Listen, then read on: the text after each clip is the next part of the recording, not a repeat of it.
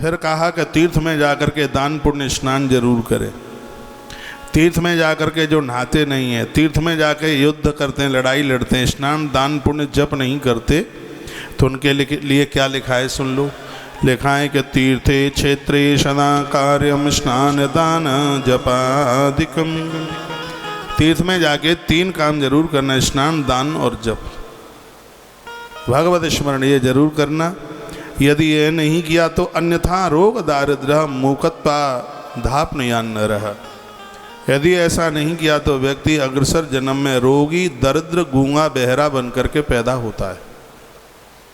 यह बात श्री शिव महापुराण के विद्येश्वर संहिता के अध्याय नंबर 12 के श्लोक नंबर 5 में ये बात लिखी है।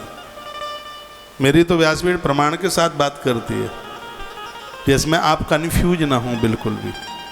आप अपने घर से महापुराण रखते हैं तो पढ़ लीजिए। तीर्थों में जाकर जो स्नान नहीं करते, तीर्थ में आप जाते हैं, बुखार चढ़ा हो, नहा नहीं सकते, सिर पर पानी नहीं डाल सकते, तो गीला कपड़े से शरीर पोंछ सकते हो। तीर्थ में बिना नहाए मत रहिए। तीर्थों में जाते हैं तो अपनी माला लेके जाओ, जप करने वाली माला, बैठ करके जितना टाइम मिले उतना जप कीजिए। जितना जो बने दान करिए तीर्थ में पहुंच करके। लिखा है कि तीर्थे क्षेत्रे सदा कार्यम स्नान दान जपादिकम अन्यथा रोग दारिद्र्य मूकत्वा दाप या न रहा। यदि शिवकर्म तीर्थ में नहीं किया तो व्यक्ति रोगी दरिद्र गूंगा और बहरा बन करके ही पैदा होता है। ऐसा श्री शिव महापुराण में लिखा हुआ है। तीर्थों की महिमा बड़ी अद्भुत है। उन तीर्थों में जरूर जाइए जहाँ नदियाँ बहती हैं। भगवान शिव के भगत तो जाएं, ये सब जाएं। सबके लिए कहा गया सरस्वती नदी पुण्य प्रोक्ता षष्ठी मुखा तथा। जहाँ माँ सरस्वती बह रही है, कहाँ है? बद्रीनाथ के ऊपर बह रही है, व्यास गुफा के गल इधर है। वर्णन है षष्ठी मुखा, 60 मुख हैं माँ सरस्वती के। एक मुख वाली नहीं है, 60 मुख वाली मैया है। तत्तीरे वसते प्राज्ञ क्रमाद ब्रह्म पदम लवेत। जो सरस्वती माँ के इस नदी के दर्शन करते हैं, ऐसे लोगों को ब्रह्म पद की प्राप्ति हो जाती है, उनकी वाणी सिद्ध हो जाती है। कुछ दिन माँ सरस्वती के किनारे रह के आ जाएं। वेदाता ब्रह्मा ने साधना करी, भगवान वेदव्यास ने सरस्वती माता के किनारे पर अपना आश्रम बनाया जिसका नाम है सम्याप्रास।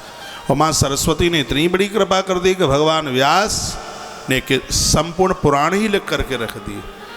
तो माता जो सरस्वती है, नदी रूप में बहती है। पूरी दुनिया में बद्रीनाथ में ही तो सरस्वती माँ का दर्शन होता है, और तो कहीं दिखती नहीं है। और कहाँ चली गई? जिस समय गणेश जी पुराण लिख रहे थे तो पहाड़ के ऊपर से सरस्वती माँ की गिरने की आवाज़ आ रही थी। तो गणेश जी ने कहा, देवी मुझे लिखने में दिक्कत हो रही है, तुम अपना बेग थोड़ा धीमा कर लो। और माँ सरस्वती नहीं मानी तो गणेश जी इतने कुपित हो गए।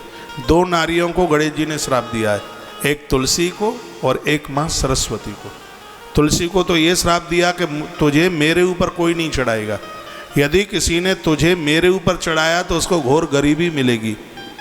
ये बद्रीनाथ में तुलसी को गणेश पुराण में कथा आती है, वो लंबी कथा है क्यों श्राप दिया, तो वो श्राप उसे दे दिया।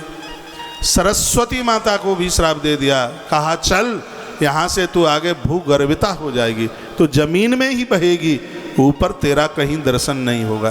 तो 2 किलोमीटर में बद्रीनाथ में वो दिखाई देती है बस, उसके बाद वो जमीन के अंदर अंदर जाके बहती है। आप जाते हैं प्रयाग में, जाते हैं, दोनों नदियों की धार दिखाई देती है, गंगा भी दिखती है, यमुना भी दिखती है, लेकिन सरस्वती नहीं दिखाई देती। सरस्वती दोनों धारों के बीच में मिल गई है, क्योंकि भगवान गणेश ने अभिषिक्त कर दिया। तो बहुत जोर से तालियां बजा रहे हैं आप। कभी आप बद्रीनाथ जाएं तो जहाँ भीमशिला है ना, भीम पुल, जो भीम पुल है उसी के दाहिने हाथ पर पहाड़ के ऊपर से माँ सरस्वती नीचे गिर रही है। माँ शारदा का दर्शन होता है। से महापुराण में लिखा है, कुछ रात्रि यहाँ पर लोग रह के आ जाते हैं, सरस्वती माँ के जल का आचमन करते हैं, स्नान करते हैं, तो क्या मिलता है? तत्तीरे वसते प्राज्ञ क्रमांत ब्रह्म पदम लवेत। माँ सरस्वती उस मनुष्य को परमात्मा के चरणों तक पहुँचा देती है। ये महिमा माँ सरस्वती की है। इसके तीर पर वास करने वाले 60 मुख हैं माँ के। 60 मुंह वाली माता सरस्वती है।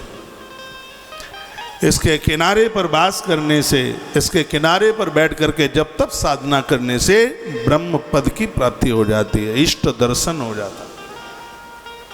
आज भी वहाँ बड़े महात्मा बैठे हैं सरस्वती माँ के किनारे, और जप में बैठे हैं, उन्हें अपने भगवान का दर्शन होता है, अपने इष्ट का दर्शन होता है। ये मन सोचना कि कलयुग में भगवान नहीं है।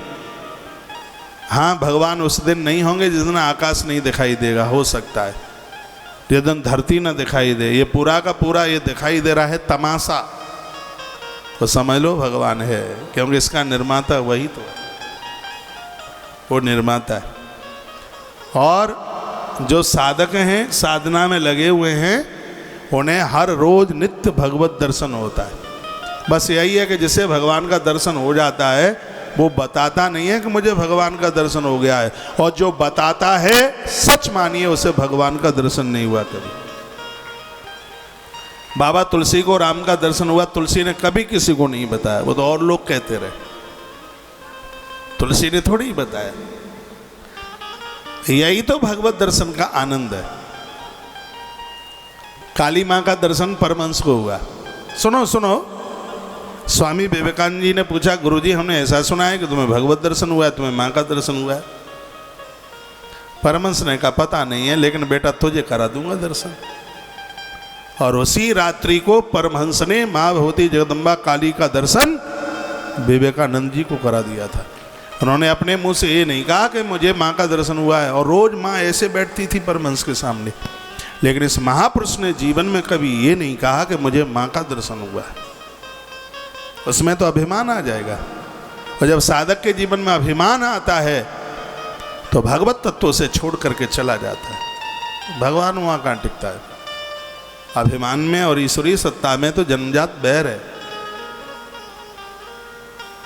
तो बड़ा सुंदर श्लोक है, कहा गया है कि सरस्वती नदी पुण्या प्रोक्ता षष्टि मुखा तथा तत्तीरे बसेद प्राज्ञा क्रमाद ब्रह्म पदम लभेत।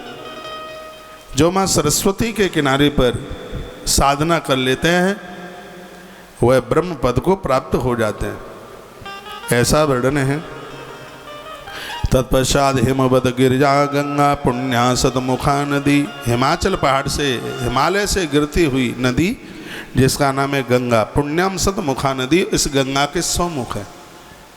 अपनी माँ भगवती जो गंगा गंगोत्री से प्रकट हो रही है और गंगा सागर में जाके मिल जाती है, इस गंगा जी के मुख 100 हैं, 100 मुंह वाली है, सबसे बड़ी नदी है